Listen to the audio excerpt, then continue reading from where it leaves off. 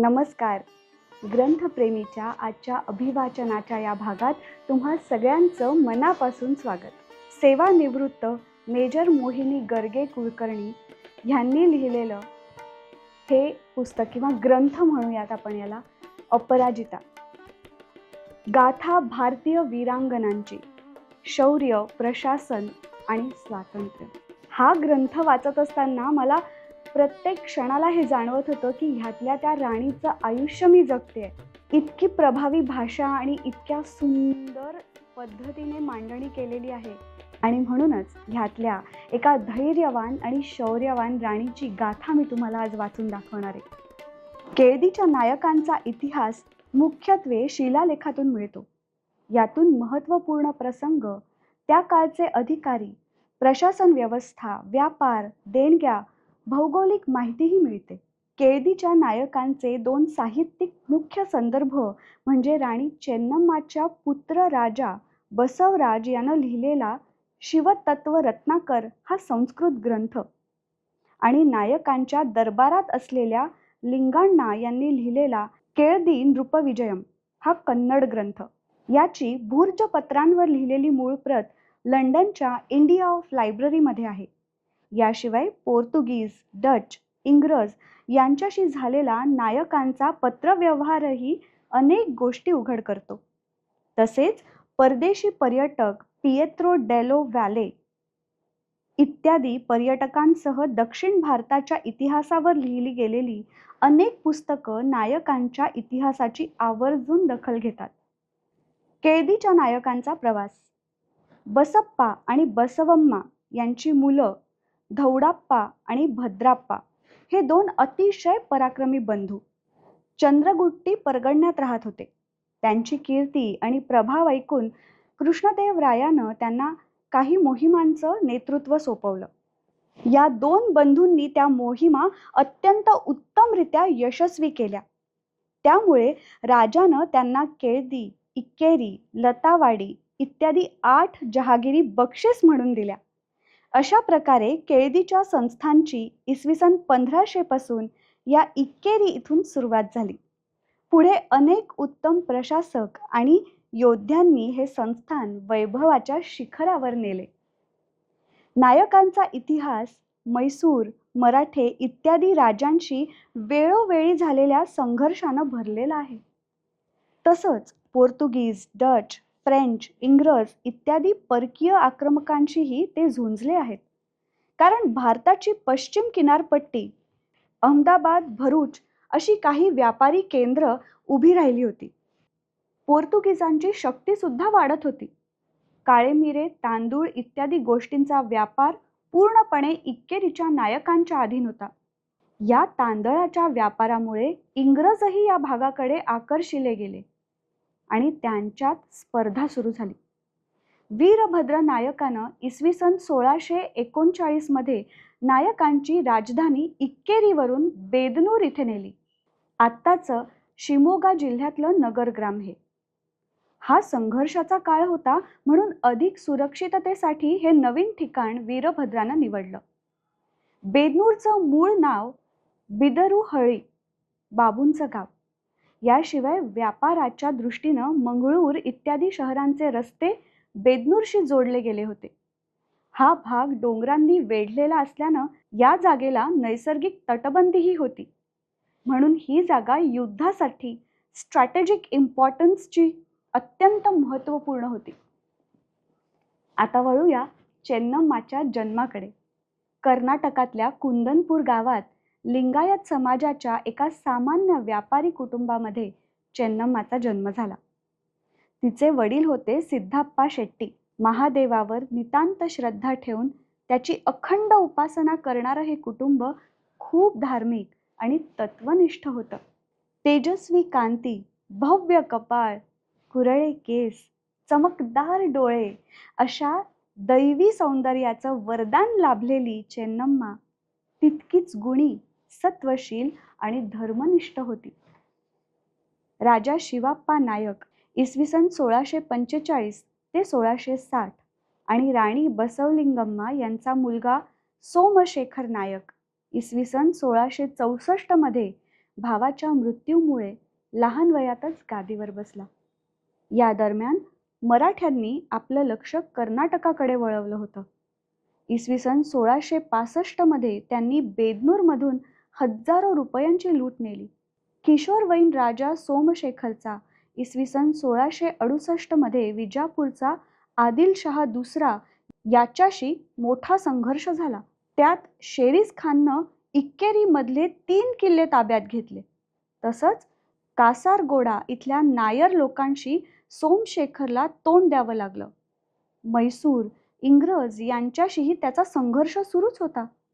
अत्यंत तडफदार, देखणा, शक्तिशाली, बुद्धिमान, शूर, धार्मिक, सत्यवान आणि न्यायप्रिय अशा सर्व गुणसंपन्न राजाला जावई करून घेण्यासाठी अनेक राजे प्रयत्नशील होते. पण वय होऊनही त्यानं अद्याप लग्न केलेलं नव्हतं. आता राज्याला उत्तराधिकारी कसा मिळणार ही चिंता सगळ्यांना वाटत होती. चेन्नम्माचा विवाह. एकदा सोमशेखर रामेश्वरम इथे गेला असता वडिलांबरोबर आलेली चेन्नम्मा त्याच्या दृष्टीस पडली. तिचं अलौकिक रूप, असामान्य धैर्य, आत्मविश्वास आणि एकूणच तेजस्वी व्यक्तिमत्व पाहून त्यानं तिला मागणी घालायचं ठरवलं. पण त्याच्या विश्वासू मंत्र्यांनी त्याला आठवण करून दिली की ती राजवंशातील नसून सामान्य व्यापारी कुटुंबातील आहे. तथापि सोमशेखर त्याच्या मतावर ठाम होता. त्यानं तिला रीतसर मागणी घातली. 1667 साली राजधानी बिदनूरमध्ये त्यांचा विवाह संपन्न झाला. चेन्नम्मा रूपी हिऱ्याला कोंदण मिळालं. येणाऱ्या काळानं हे सिद्ध केलं की राजाची निवड किती अचूक होती. राजा सोमशेखर आणि राणी चेन्नम्माचं नातं अतिशय मैत्रीपूर्ण होतं. लग्नाच्या आधी तिची कौटुंबिक पार्श्वभूमी, परंपरा सगळं खूप वेगळं होतं. केळदीची राणी झाल्यावर राजाच्या प्रोत्साहनामुळे तिने शस्त्रविद्या, राजकारण, प्रशासन, मुत्सद्देगिरी असे राजकारभाराचे सगळे पैलू आत्मसात केले. अतिशय बुद्धिमान असलेली चेन्नम्मा बरोबरीनं संगीत आणि साहित्यातही रमली. त्यातही तिनं एक वेगळी उंची गाठली. तिचं व्यक्तिमत्व अधिक परिपक्व झालं. राजा सोमशेखर स्वतः तिला अनेक गोष्टी सांगत असे. हे राजकारण, समाजकारण सगळ्याचं जणू प्रशिक्षणच होतं. यातूनच मुघलांविरुद्ध लढण्याची प्रेरणा तिला मिळाली. शिवतत्व रत्नाकर ग्रंथातला त्यानं राणी चेन्नम्माला केलेला उपदेशाचा काही भाग इथे देण्यासारखा आहे. देवनाम भयं प्रादात् सर्वेषामिति विश्रुतं तथा कलियुगे दैत्य रूपैर्म्लेच्छैरुपाद्रुतात् पुण्यस्थलात् समस्ताच्च धर्मह्रासमवापितात् निगर्त्य सन्त सर्वेपि देशमस्माकमाश्रिताः सुखेनैवोपजीवेयुः पुण्यदेशधियः सदा अनन्तरं कियत्काल देतद्देशमुपागतान् म्लेच्छान् पराजितान् कृत्वा लोकानामभयं कुरु सर्वदेश शिरोरत्ने चिन्त्वरूपे महेश्वरे. याचा सार म्हणजे ज्याप्रमाणे पूर्वी देवांना त्रास देण्यासाठी दैत्य होऊन गेले, त्याप्रमाणे या कलियुगात म्लेच्छ म्हणजे मुघल इत्यादी तसंच इतर परकीय आक्रमक उपद्रव देत आहेत. आणि त्यामुळे अचानक सगळे संत या पुण्यभूमीतून निघून जात आहेत. धर्माचा ऱ्हास होत आहे. हे देवी, या म्लेच्छांना पराभूत करून प्रजेला अभय प्रदान कर. या उपदेशात कितीतरी गोष्टी प्रतिबिंबित होतात. यावरून राजाचा तिने मिळवलेला विश्वास दिसून येतो. राणीनं हे कार्य पुढे करून दाखवलं. तिने प्रशासनात लक्ष द्यायला सुरुवात केली. राजानं हळूहळू प्रशासन, न्यायव्यवस्थेसाठी तिचे सल्ले घेत ते अंमलात आणले. दुष्ट प्रवृत्तींना कठोर शासन करून सज्जनांच्या मागे ती ठामपणे उभी राहू लागली. तिचा एकही सल्ला किंवा निर्णय चुकीचा ठरला नाही. राज्यातील जनता या राणीचा अतिशय आदर करू लागली. जणू भविष्यासाठीचेच हे सगळे संकेत होते. हर हुन्नरी अशा सोमशेखरला राणीची उत्तम साथ लाभली. त्यांच्या प्रयत्नानं केळदीचं राज्य गोव्यापासून ते खाली मलबारपर्यंत म्हणजेच केरळपर्यंत विस्तीर्ण झालं. आजचा शिमोगा आणि मंगळूर जिल्हा, हसन आणि चिकमंगळूर जिल्ह्यांचा मोठा भाग, कारवार, धारवाड, चित्रदुर्ग आणि तुमकुरू जिल्ह्यांचा काही भाग, तसंच केरळचा काही भाग मिळून त्या काळचं केळदी राज्य तयार झालेलं होतं. समुद्र किनारा आणि डोंगरी भाग तसंच मालनाडमधला घनदाट जंगलाचा भाग यात समाविष्ट होता. आंबा, चिंच, केळी, नारळ तसंच औषधी वनस्पतींनी समृद्ध खजिने आणि रत्नांनी समृद्ध झालेला हा भाग होता. राजा सोमेश्वराची अधोगती. मात्र नियतीच्या मनात वेगळंच काही होतं. विजयनगरप्रमाणे केळदीमध्ये सुद्धा मोठ्या प्रमाणात दसरा, दिवाळी आणि इतर उत्सव साजरे करण्याची परंपरा होती. अशाच एका कार्यक्रमात राजा सोमशेखर ह्यानं जंबूखंडी म्हणजे आत्ताचं जामखंडी इथल्या कलावती नावाच्या नर्तिकेचं नृत्य पाहिलं आणि तो विचलित झाला. तो त्या नृत्यांगनेच्या नादी लागला. हळूहळू राजा अंमली पदार्थांच्या नशेच्या आहारी गेला. त्याला दुर्धर रोगांनी ग्रासलं. नृत्यांगना कलावतीबरोबर तिचा सावत्र पिता भारामे महातू हाही बेदनूरमध्ये आला. तो अतिशय कारस्थानी होता. एवढ्या पराक्रमी आणि विद्वान राजाची विनाशकाले विपरीत बुद्धी झाल्यानं या काळात राज्याचं प्रशासन पूर्णपणे राणी चेन्नम्माकडे होतं. तिचे सासरे शिवाप्पा नायक यांच्या काळापासून विश्वासू असलेला थिमण्णा नायक हा तिचा विश्वासू मुख्यमंत्री होता. राजा सोमशेखर आणि राणी चेन्नम्मा यांना मूल नव्हतं. त्यामुळे थिमण्णासह अनेकांनी मूल दत्तक घेण्याविषयी तिच्याकडे आग्रह केला. तिने तो मुळीच मान्य केला नाही. हे न पटल्यामुळे थिमण्णा काहीसा रुष्ट होऊन राज्यातून निघून गेला. विजापूरचं सुलतानी आक्रमण. बेदनूरमध्ये खूप अस्थिरता निर्माण झाली.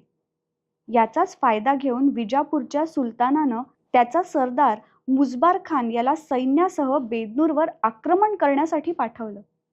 त्याच्या पुढे सुलतानाचा वकील जान्नोपंत हा होता. विजापूरचं आक्रमण थोपवून धरण्यासाठी आणि नाहक संघर्ष टाळण्यासाठी जान्नोपंतांशी बोलणी करून राणी चेन्नम्मानं त्याच्याशी तह करून त्याला 3 लाख रुपये एवढी रक्कम दिली. परंतु जान्नोपंतांचा हा धूर्तपणा होता. रक्कम देऊनही त्याच्या मागोमाग विजापूरचं सैन्य बेदनूरमध्ये पोहोचतच होतं. दुर्दैव इथेच थांबलं नाही, तर कलावतीचा पिता भारामे महातू, जन्नोपंत आणि इतर फितूर यांनी कट करून राजा सोमशेखर यांची निर्घृण हत्या केली. अशा प्रकारे राजाची हत्या झाली हे ऐकून राणी चेन्नम्मा अतिशय संतापली, व्यथित झाली. पण ती सावरली आणि पुढच्या संघर्षासाठी सज्ज झाली. त्या काळी सहगमन अर्थात सतीची पद्धत असूनही राणी चेन्नम्मानं मात्र सती न जाता खंबीरपणे राजदंड हाती घेतला. राज्यकर्ती राणी चेन्नम्मा. क्रूर पद्धतीनं राजाची हत्या झाल्याचं कळताच थिमण्णा गहिवरला आणि होता तेथून राज्यासाठी धावून आला. त्यानं सैन्याचं नेतृत्व हातात घेतलं. विजापूरचं सैन्य प्रचंड होतं. राणी सावध झाली. एक किल्ला बिदनूरचा आणि दुसरा घनदाट जंगलातला भुवनगिरी. हे 2 किल्ले म्हणजे केळदी राज्याची बलस्थानं होती. तिनं मंत्र्यांशी सल्लामसलत करून चतुराईनं राजकोष इतर सगळ्या महत्वाच्या गोष्टी घनदाट जंगलात असलेल्या भुवनगिरी किल्ल्यात हलवल्या. आता भुवनगिरीमध्ये राणीनं सैन्य, शस्त्रास्त्र सगळं सज्ज केलं. शत्रू सैन्य बेदनूरला पोचलं तेव्हा त्यांच्या हाती काहीही लागलं नाही. राणी जंगलाच्या दिशेनं गेली ही बातमी त्यांना कळली आणि ते तिचा पाठलाग करण्याच्या दृष्टीनं जंगलात शिरले. परंतु घनदाट जंगलामध्ये ते भटकत राहिले. त्यांच्यावर थिमण्णा नायक आणि सैन्यानं गनिमी काव्यानं खूप छुपे हल्ले केले. त्यात विजापूरचं बरंचसं सैन्य मारलं गेलं. इतर धास्तावलेलं सैन्य तिथून निघून गेलं. विजापूरच्या बाजूनं तारीकेरे इथला हनुमानप्पा नायक हाही लढत होता. पण त्याचा सेनापती शेख बाबा याला बेदनूर सैन्यानं मारलं. बेदनूरनं विजय मिळवला. राणी चेन्नम्मानं अतिशय धैर्यानं परिस्थितीला तोंड दिलं. मग तो जन्नोपंतांचा धूर्तपणा असो वा सशस्त्र आक्रमण, ती सगळ्यांना पुरून उरली. राणीचा रुद्र अवतार पाहून सगळे आश्चर्यचकित झाले. राजाच्या हत्येत सामील असलेल्या एकालाही राणीने सोडलं नाही. त्यात तिचा दीर बसवलिंग नायक हाही होता. बेदनूर सिंहासन हडपण्यासाठी अनेक ठिकाणी चढाओढ सुरू झाली. लक्ष्मय्या वीरभद्रय्या यानं एक कारस्थान केलं. वेंकटपय्या याच्या मुलाला बेदनूरच्या सिंहासनावर बसवण्यासाठी. त्याच्या विरोधात जान्नोपंतांसह तिमण्णा आणि कृष्णप्पय्या यांनीही एक कट रचला. सेनापती भद्राप्पा त्याच्या मुलाला बेदनूरच्या गादीवर बसवण्यासाठी. या दोन गटांमध्ये लढाई सुरू झाली आणि तिनं अतिशय भीषण रूप घेतलं.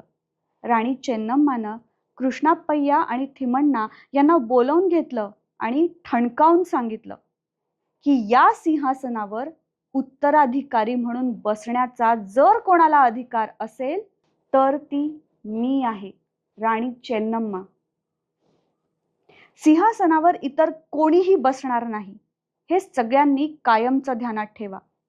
तिनं त्यांना कडक शिक्षा फरमावली. विजापूरच्या आक्रमणानंतर चातुर्य आणि धाडसानं ज्या पद्धतीनं राणीनं पुन्हा वर्चस्व प्रस्थापित केलं, त्यानंतर प्रजेच्या मंत्र्यांच्या मनात तिच्या सामर्थ्याविषयी कोणतीही शंका उरली नाही. चेन्नम्माचा राज्याभिषेक. इसवी सन 1671 साली भुवनगिरी इथे प्रथेप्रमाणे राणी चेन्नम्माचा राज्याभिषेक करण्यात आला. या सोहळ्यानंतर ती बेदनूर इथे परतली आणि तिने राज्याचं प्रशासन संपूर्णपणे आपल्या हातात घेतलं.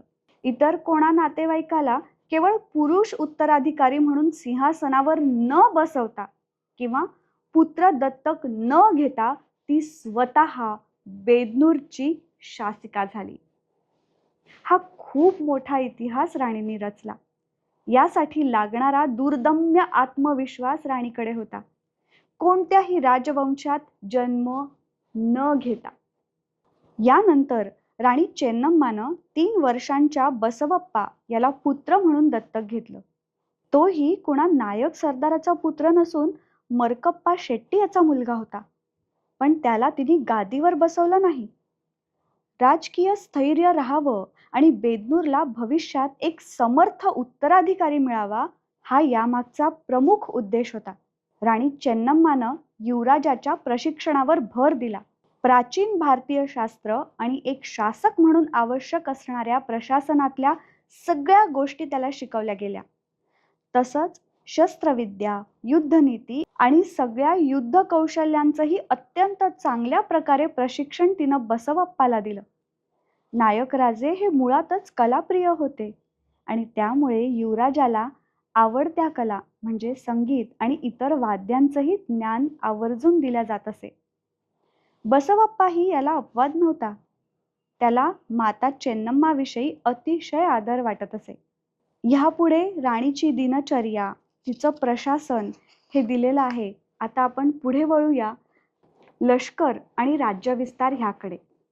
सामर्थ्यशाली सैन्य दलाच्या जोरावर राज्याची सुरक्षितता अवलंबून असते. राणी चेन्नम्माच्या कारकिर्दीत राजानं केलेल्या युद्धांवरून हे निश्चित आहे की प्रशिक्षित, सुसज्ज अशी तिची सैन्यशक्ती होती. स्थानिक आदिवासी आणि इतर सगळ्या जाती जमातींचा समावेश तिच्या सैन्यामध्ये होता.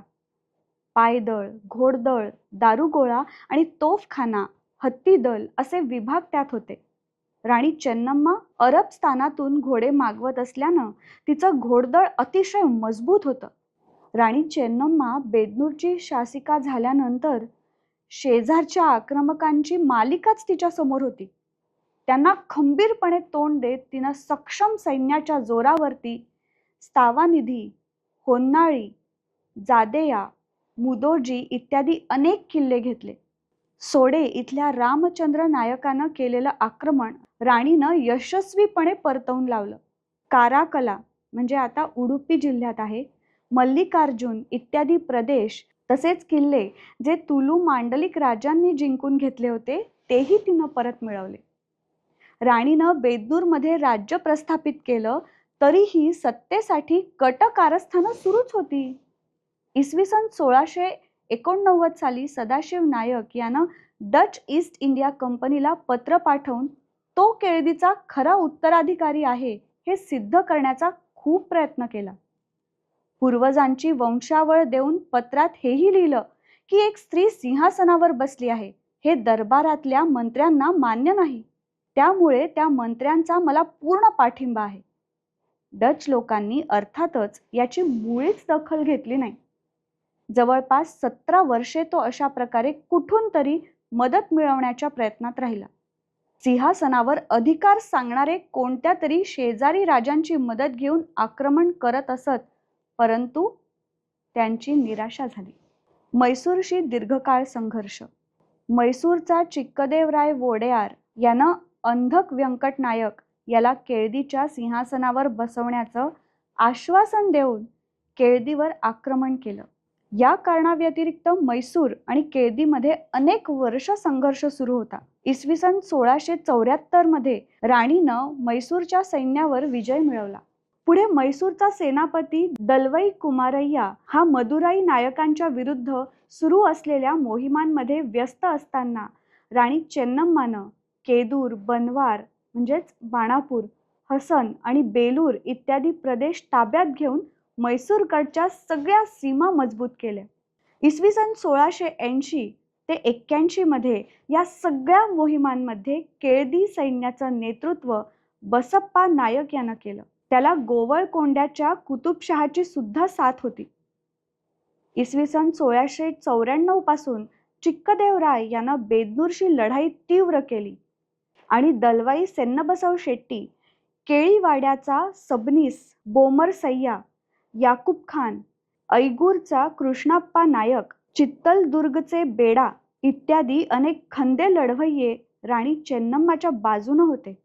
नंतर राणीच्या सैन्यानं अर्कलगुडाला वेढा दिला. दलवाई तिमप्पय्या याच्या नेतृत्वाखाली म्हैसूर सैन्य तिथे पोचलं. जानेवारी 1695 मध्ये अर्कलगुडजवळ हेब्बाळे म्हणजे आताचं हसन जिल्ह्यात इथे लढाईला सुरुवात झाली. दोन्ही बाजूंनी बाणांचा वर्षाव सुरू झाला. हत्तीही चढाओढीनं लढत होते. राणीच्या बाजूनं लढणाऱ्या याकूब खानला बंदुकीची गोळी लागून तो मारला गेला. सेन्नबसवाचा धीर खचला. कृष्णाप्पा नायकही मारला गेला. म्हैसूरचा विजय झाला. फेब्रुवारी 1695 मध्ये एलगूर आता कोडगू जिल्ह्यात, साकलेशपूर हसन जिल्ह्यात इत्यादी प्रदेश घेऊन चिक्कदेवरायानं स्वतःचं वर्चस्व प्रस्थापित केलं. पण चेन्नम्मा गप्प बसली नाही. तिनं युद्धनीती आखली. सबनीस बोमरसय्या याच्या नेतृत्वाखाली तिच्या सैन्यानं म्हैसूरवर आक्रमण केलं. यात म्हैसूरचा सेनापती दलवाई तिमप्पय्या मारला गेला. राणीच्या सैन्यानं त्याच्या मुलाला कैद केलं. अशा प्रकारे राणी चेन्नम्मानं म्हैसूरवर कुरघोडी केली. अर्थातच राणीनं त्या मुलाला नंतर सोडून दिलं. मात्र दीर्घ संघर्षानंतर म्हैसूर आणि बेदनूरमध्ये मैत्रीचा तह झाला. बंडखोरीचं दमन. आणखी एक बंडाला राणी चेन्नम्माला सामोरं जावं लागलं. विजापूरची मदत घेऊन नगारा इथल्या लोकांनी बंड पुकारला. हे बंड खूप मोठ्या स्वरूपात होतं. राणीनं यावेळी भुवनगिरी म्हणजे कावाले दुर्ग इथे तात्पुरता आश्रय घेतला. तिनं बेदनूरकडे जाणारे सगळे रस्ते बंद केले.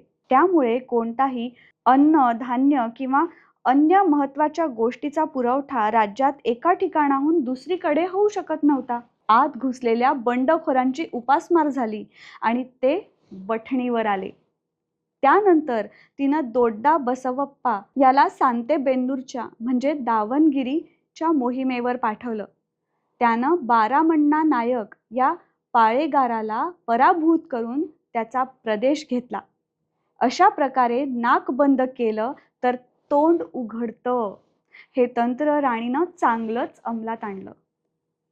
राणी चेन्नम्मा आणि औरंगजेब हा खूप महत्त्वाचा भाग आहे या सगळ्या प्रवासातला. स्वराज्यातल्या घडामोडी, छत्रपती शिवाजी महाराजांच्या मोहिमा सतत राणी चेन्नम्माच्या कानावर येत असत. इसवी सन 1675 मध्ये राणी चेन्नम्मा आणि छत्रपती शिवाजी महाराजांचा एक मैत्रीचा तह झाला होता. त्या अंतर्गत महाराजांनी पोर्तुगीज आणि आदिलशहापासून केळदी संस्थानाला भविष्यात संरक्षण देऊ केलं होतं. छत्रपती शिवाजी महाराज गेल्यानंतर काही वर्षात मुघलांनी इसवी सन 1686 मध्ये विजापूर तसंच इसवी सन 1687 मध्ये गोवळकोंडा घेतलं. औरंगजेबाच्या अनन्वित छळानंही न झुकणाऱ्या छत्रपती धर्मवीर संभाजी महाराजांना 11 मार्च 1689 रोजी वीरमरण आलं. यावेळी औरंगजेबाच्या सैन्यानं रायगडला कडक वेढा दिला. अशा वेळी शिवाजी महाराजांचे द्वितीय सुपुत्र राजाराम महाराज यांनी तमिळनाडूमधल्या जिंजीच्या अभेद्य किल्ल्याकडे प्रयाण केलं. पण तिथे पोचण्याआधीच मुघलांच्या प्रदेशातून हजारो मैल जाणं अत्यंत धोकादायक होतं. म्हणून त्यांनी लिंगायत साधूंचा वेश धारण करून आपली जिंजीकडे वाटचाल सुरू केली. एक दिवस ते राणी चेन्नम्माच्या राजधानीत बेदनूरमध्ये येऊन पोचले. राणी चेन्नम्मा सकाळी नित्य नेमानं साधूंना अन्नदान करत असे. एक दिवस भिक्षा देताना तिच्या हे लक्षात आलं की समोरचे साधू हे साधू वाटत नाहीत. तिनं चौकशी केल्यावर राजाराम महाराजांनी सगळ्या परिस्थितीची कल्पना राणीला दिली. राणीनं राजाराम महाराजांना आश्वस्त केलं. त्यांना आणि त्यांच्या साथीदारांना आश्रय दिला. त्यांना अतिशय आदरानं वागवलं. औरंगजेबाला हे कळताच त्याची तळपायाची आग मस्तकात गेली. औरंगजेबानं किमती भेटवस्तूंसह एक धमकीवजा पत्र राणी चेन्नम्माला पाठवलं. राजाराम तुमच्या राज्यात आला आहे असे कळले. त्याला ताबडतोब अब्दुल खानाच्या सोबतीनं आमच्याकडे रवाना करावे. राणी चेन्नम्मानं त्या पत्राला मुळीच जुमानलं नाही. केवढं हे धाडस! तिनं या पत्राला अत्यंत चातुर्याने आणि स्पष्टपणे उत्तर दिलं. राजाराम इथे नाही. सय्यद अब्दुल्ला खानानं रूपाजी भोसले व इतर मराठ्यांना कैद केलं आहे. त्या माणसात कदाचित राजाराम असावा.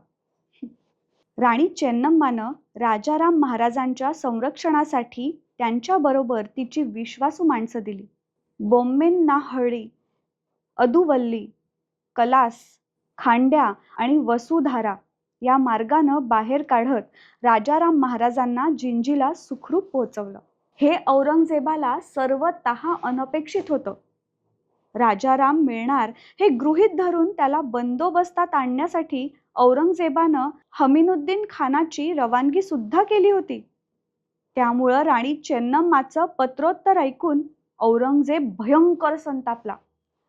तिचं राज्य उद्ध्वस्त करण्याची आज्ञा देऊन त्यानं जाननिसार खान, त्याचा भाऊ तुहवर खान आणि मुख्य म्हणजे त्याचा मुलगा शहजादा आझम याला प्रचंड मोठ्या सैन्यासह बेदनूरकडे रवाना केलं. औरंगजेबाच्या सैन्याची माघार. आणखीन एक चांगला योगायोग म्हणजे या मुघल फौजेला कर्नाटकच्या सरहद्दीवर संताजी घोरपडे यांनी गाठलं. तिथे निकराची लढाई होऊन मोगलांची पिछेहाट झाली. जाननिसार सिंग हा तिथेच जखमी झाला. तथापि औरंगजेबच्या आज्ञेनुसार उरलेलं सैन्य बेदनूरकडे वळलं. हा प्रदेश घनदाट जंगलांनी भरलेला होता. त्यात मुघल सैन्य दिशाहीन होऊन बिथरलं. अनेक ठिकाणी ते दलदलीतही फसलं. जंगलामध्ये मुघल सेना पिचून गेली. राणीच्या सैन्यानं गनिमी काव्यानं मुघल सैन्याला सळो की पळो करून सोडलं. अशा प्रकारच्या छुप्या हल्ल्यांनी मुघल फौज त्रस्त झाली. राणीच्या सैन्यानं या मुघलांना डोंगर दऱ्यांमध्ये गाठून अक्षरशः चिरडून टाकलं. अखेरीस राणी चेन्नम्मा आणि औरंगजेबामध्ये शांततेचा तह झाला. राणीकडून थोडी खंडणी आणि सीमेवरचे काही छोटे किल्ले घेऊन औरंगजेबानं आपलं सैन्य जिंजीकडे वळवलं. राणीमुळे राजाराम महाराज हाती लागले नाहीत, शिवाय मुघल सैन्याला माघार घ्यावी लागली हे औरंगजेबाचं मोठं अपयश होतं.